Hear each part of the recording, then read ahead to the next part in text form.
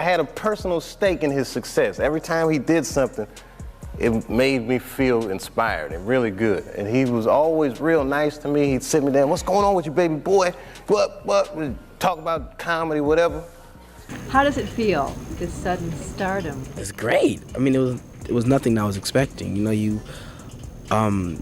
think for a long time about how you win a series, and you never really expect it to be a big success, but no one knew it would be this big. Dave Chappelle gets up to do a comedy routine in Boston, though he's denying he was in Boston, but it was well advertised, and there are many people who walked out of his performance. So I don't know what he's doing, saying he wasn't there. In a perfunctory manner, he says, I don't agree with what Hamas did on October 7th. So let me ask you this.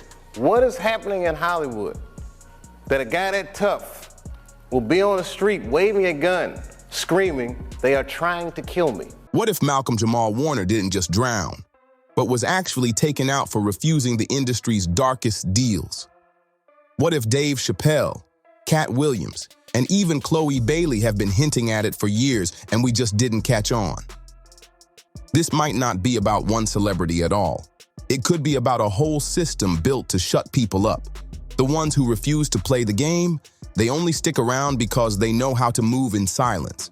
And today, we're going deep into the strange connections, shady patterns, and the receipts that could crack this wide open. The chaos around Malcolm's passing is getting wilder by the day, and now it's on a whole new level. Why? Why is Dave Chappelle going to Africa? Why does Mariah Carey make a $100 million deal and take her clothes off on TRL? A weak person cannot get to sit here and talk to you. Ain't no weak people talking to you. So what is happening in Hollywood? Nobody knows. The worst thing to call somebody is crazy, is dismissive. I don't understand this person, so they're crazy. That's bullshit. These people are not crazy, they're strong people. Maybe the environment is a little sick. Because Dave Chappelle, who's been laying low for a while, just came out and said Malcolm didn't just drown. He was taken out after refusing to sell his soul. According to Dave, this wasn't a tragic accident. It was a hit. And if anyone knows about swerving dark industry deals, it's Dave. Remember when he suddenly jetted off to Africa without telling a soul? Not even his family? People laughed at him back then, saying he lost it. But now that move might have saved his life. Malcolm, though, believed saying no would be enough. But as Dave Chappelle and Katt Williams have both shown, rejecting those shady offers usually comes with a cost. Malcolm passed away just a week ago. While swimming in Costa Rica, reports claim a strong current dragged Malcolm further out into the ocean. Malcolm-Jamal Warner has died at the age of 54. Warner accidentally drowned while swimming in the ocean Sunday afternoon, 54 years old. Warner is best known for his role, of course, as Theo Huxtable, Cliff's son, on The Cosby Show. Spend all this time trying to avoid potential dangerous situations just so we can prolong this thing called life. And this brother was just out with his family on vacation, doing something we all do when we on vacation, swimming, and something tragic like that happens, man. Yeah. Life is not promised to anybody. Yeah. They said, I guess when it happened, somebody else was taken to the hospital. Was that a family member or that was just a random person? That person hasn't been confirmed as a family member. They're just being listed as a second individual from the reports that I saw. They were injured during the incident. According to the Costa Rican Red Cross, the second individual was to a local clinic and is in critical condition. Their current condition as of right now is unknown. He and another man were pulled back in by bystanders, but only one survived. They tried everything. CPR, calling the Costa Rican Red Cross. But after 45 minutes, Malcolm was pronounced gone right there on the scene. TMZ even dropped a clip of Malcolm arriving in Costa Rica, smiling and relaxed, like he was ready to kick back and return home with nothing but good vibes. But online, people are saying the story doesn't line up. They believe those same powerful figures he turned down had a different ending planned for him. Out of nowhere, the accidental drowning headline started feeling off for a lot of people. What's good? Yes, I got the flower in my hair. Today's my daughter's birthday. She put the flower there, so I'm rocking it. What? It's a beautiful day here in Atlanta. I just wanted to shout out and just spread some love and some good cheer. And you know, life is out here lifing, right? For me and for everybody else. But just wanted to remind you, as I remind myself, that no matter what's going on, there's always a reason to smile. Like if you just take a minute to stop and take stock, I guarantee you can find at least one reason to smile. And if for some reason you can't find a reason to smile, then that's probably the best time to be the reason for somebody else to smile. So, find a smile for yourself and be a reason for someone else to smile. That's all I got. Listen to love, it's been a minute. Peace and love. Rumors about foul play started heating up fast. One fan digging deep into the case said something just didn't sit right. Malcolm was 54 when he passed, and in numerology, 5 + 4 = 9. In conspiracy circles, 9 means completion. But here's the eerie twist. The Cosby Show, the series he's most famous for, also equals 54 in gematria. It gets creepier. Malcolm passed on July 20th, the 201st day of the year, and The Cosby Show ran for 8 seasons with, wait for it, 201 episodes. That's the same number tied to Event 201, a pandemic simulation in October 2019, right before COVID hit. Coincidence? Some people are saying that number keeps popping up for a reason. And then there's Ozzy Osbourne, gone just recently, right after performing his final show called Back to the Beginning. That title alone has people side-eyeing the whole thing. But it gets even stranger. That last concert had 45,000 people in the crowd. 4 + 5 = 9. And Ozzy's full name in gematria? Yup, 201. How many times can this number pop up before folks start asking the real questions? The person connecting all these dots even told people to join their Break the Matrix community, a whole space dedicated to breaking down strange connections like this. Whatever's going on here, it's not just eyebrow raising, it's blowing minds wide open.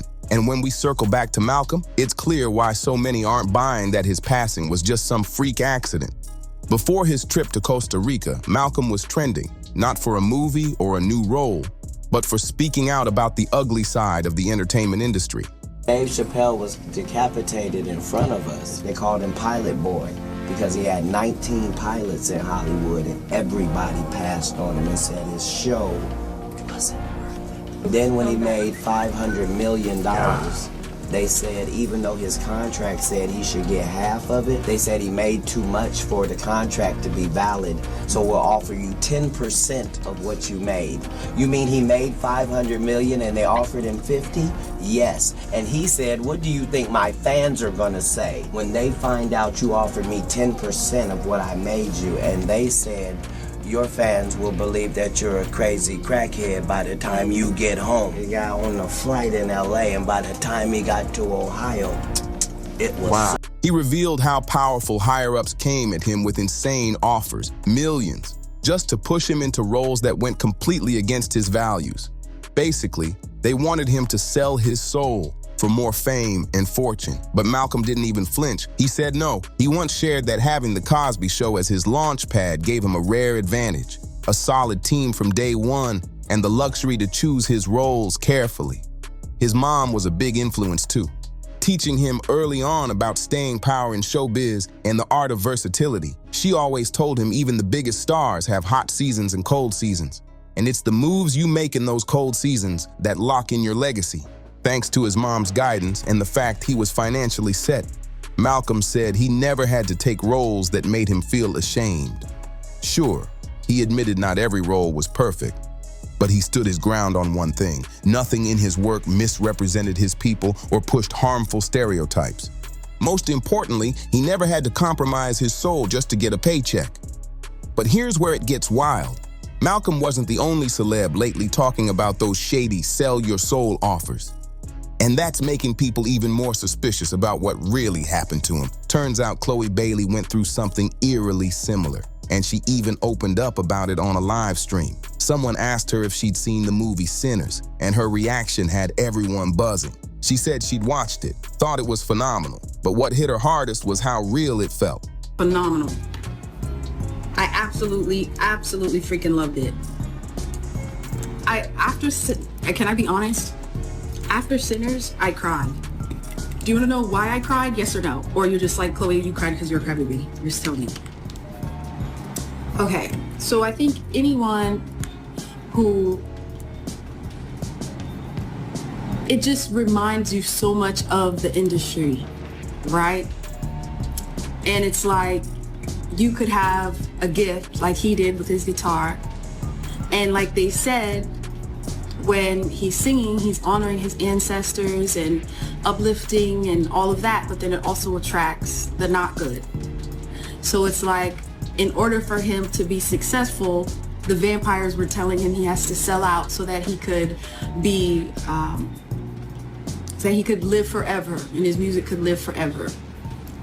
And it's After the film, Chloe actually broke down crying, saying it reminded her way too much of the industry.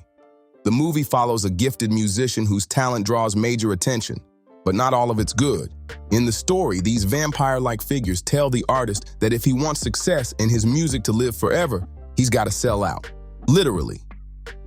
Chloe said that part cut deep because it mirrored the kind of temptation she's seen and felt firsthand in the business. Now, with both Malcolm and Chloe speaking out about these creepy offers, and one of them ending up gone under suspicious circumstances, it's no surprise people are connecting the dots.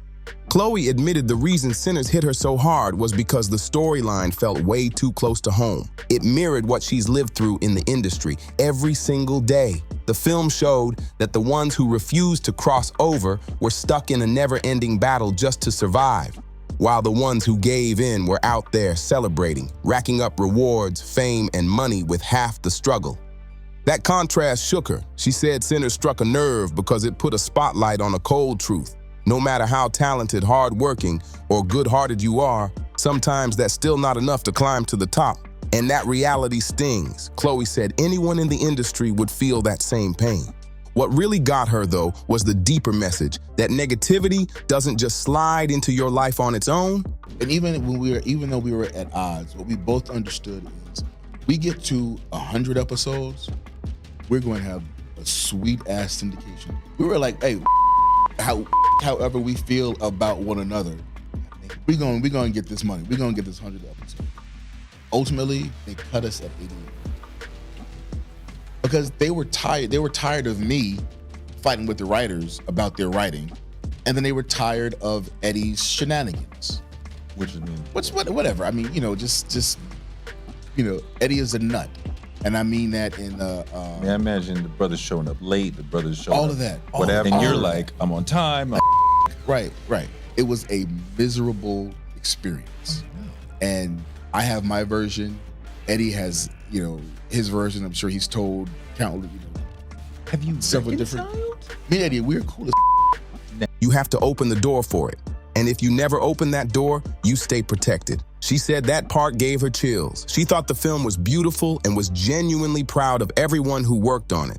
But there was one scene that broke her completely. When the lead character sang in a bar, surrounded by visuals of ancestors and the powerful history that came before him. Chloe said it felt like a tribute to every artist who paved the way for the next generation. Anyone with true passion who refuses to sell out knows how brutal the road can be, with temptations lurking everywhere, pulling at you like vampires. That's why Sinners hit Chloe so hard. She admitted she cried for an entire hour afterward. And once all this controversy started making waves, people instantly began comparing Malcolm and Chloe's stories to Dave Chappelle's, because let's be real, it's almost like a modern-day remake of the Chappelle saga. The difference? Dave lived long enough to speak his truth, but even he wasn't safe from the heat. The media dragged him, labeled him crazy, and made him fight for his dignity right out in the open. His showdown went down back in 2006. During a tense sit-down with Oprah Winfrey, Dave had just walked away from a jaw-dropping $50 million Comedy Central deal. But that massive payday came with shady strings attached, and Dave said he wanted no part of the hidden agendas behind it, so he dipped. Bold move, right? And then the New York Post went to the jail and interviewed my attacker like he was some kind of hero. And I read that interview. Turns out the entire attack was my fault. Yes, I triggered him. I didn't mean to. I had done jokes about the homeless. It turns out this young man was homeless. And I mean, there's no way I could have known this. But I will say, for a homeless guy, he had incredible seats. Oh, and they said I triggered him because I had done LGBTQ jokes, and it turns out this fellow was a B. That was the headline in the article that said, Dave Chappelle's alleged attacker is I said alleged attacker. This motherfucker definitely attacked me. I'll show you the tape. He's allegedly I'm gonna need to see him suck somebody's before I believe the rest of this article. Not everyone agreed. While Dave tried to explain himself, Oprah kept cutting him off, pushing him to say he had some kind of mental illness. But Dave wasn't buying it. He denied it again and again. And here's the wildest part. She started pushing that mental illness angle right after he revealed that Hollywood execs had tried to get him on antipsychotic meds. Suspicious timing? A lot of people think so. Dave said all of this was completely outside his frame of reference. But he'd been in the game since he was 14, so he wasn't naive. He'd heard the whispers, those dark, behind-the-scenes stories about how things really go down in Hollywood. He even brought up Mariah Carey. She signed a $100 million deal, and just months later, people suddenly started calling her crazy. Same thing with Martin Lawrence. He was out in the streets waving a gun, shouting that someone was trying to take him out. And here's the pattern Dave pointed out. These breakdowns always seem to happen right when someone's about to level up big in their career. Makes you think, right? When Oprah asked if he'd lost his mind by running off to Africa, Dave stayed calm and said, "No, not exactly." He admitted he was stressed, but not insane. In fact, he believed the stress was deliberately being put on him, like someone was engineering it on purpose. He didn't tell a single soul where he was going because people were literally trying to convince him he was crazy. And those same people, they were also trying to get him on psych meds. Dave wasn't having it. He knew how Hollywood could use that to control or discredit him. He wasn't scared because he was losing it. He was scared because he knew exactly what was being done behind closed doors. For context, all this drama hit after Dave made headlines in 2005 for walking away from Chappelle's show during season 3. No goodbyes, no warning, just packed up and vanished to South Africa. That's when the media went into overdrive. They painted Dave as unstable, splashing tabloids with rumors that he was on narcotics and having manic episodes. Even though Dave kept denying it all, the press wouldn't let up, and the public kept eating every headline like it was fact. He tried to clear his name multiple times, even in a New York Times interview where he flat out said he wasn't crazy, wasn't smoking crack. He was just overwhelmed. Yes, he admitted to being stressed, but not in the way people were twisting it. And looking back now, everything he said lines up. This wasn't just about trying to get Dave to sell his soul. The moment he pushed back and stood on his beliefs, they hit him so hard, he had no choice but to leave the country. He ran all the way to South Africa because he truly feared for his life. And if you think Dave's story is intense, wait until you hear about Katt Williams. He faced something eerily similar, and plenty of people believe that if Malcolm had lived, he would have been next in line for that same dark pressure. Dave once said he got decapitated right in front of the public, called Pilot Boy, because he had 19 pilots in Hollywood that all got passed on, until he finally hit big with a $500 million success. They told Dave, even though his contract guaranteed him half, that he'd made too much for the contract to still count. Their solution? Offer him just 10% of what he earned. He made $500 million, and they offered him $50 million. Dave asked, "What do you think my fans will say when they find out you offered me 10% of what I made you?" Their cold response? "By the time you get home, your fans will believe you're a crazy crackhead." He left LA on a flight, and by the time he landed in Ohio, the smear campaign had already kicked in. That fast. Then there's Katt Williams. Jaguar Wright once dropped chilling details about what he went through. She claimed armed men broke into his house in the middle of the night, allegedly to take him out. To this day, nobody really knows how Katt escaped. But Jaguar said he was so rattled, he started sleeping in Kevlar, literally wearing a bulletproof vest to bed. She even said that when she climbed in bed with him, he was still strapped up in full-body armor. That's how deep the fear ran. And now, with Malcolm's mysterious passing, people are connecting the dots. If these claims are true, stars like Chloe Bailey and anyone else who's been approached with these shady sell your soul deals need to watch their backs, because whoever's behind this clearly isn't playing. Of course, the internet had its theories too. One viewer swore Oprah looked nervous during Dave's interview, pointing out how she kept scratching her neck like she knew something she wasn't saying. Some people swear Oprah's body language said it all, like she knew exactly what Dave was hinting at and didn't want it out there. Another commenter said that the moment they heard about Malcolm's passing, something just felt wrong. They pointed out that when multiple versions of a story start floating around, it usually means something shady's in the mix. Others questioned the drowning story, wondering why Malcolm would swim out alone and leave his daughter on the shore. Where was his wife? And who exactly was that other guy with him? So here's the real question. Is Hollywood just a well-oiled machine built on secrets, silence, and soul-selling contracts? Are voices like Dave Chappelle and Katt Williams warning us? Or are they only scratching the surface of something way bigger? And Malcolm, was his death just a tragic accident or a silencing move dressed up to look like one? We've seen the patterns, we've heard the confessions, but are we finally ready to believe them? Let me know what you think in the comments. Smash that like button, hit subscribe, share this with someone who needs to see it, and turn on notifications because the messy truths and untold stories, they're just getting started. See you in the next video.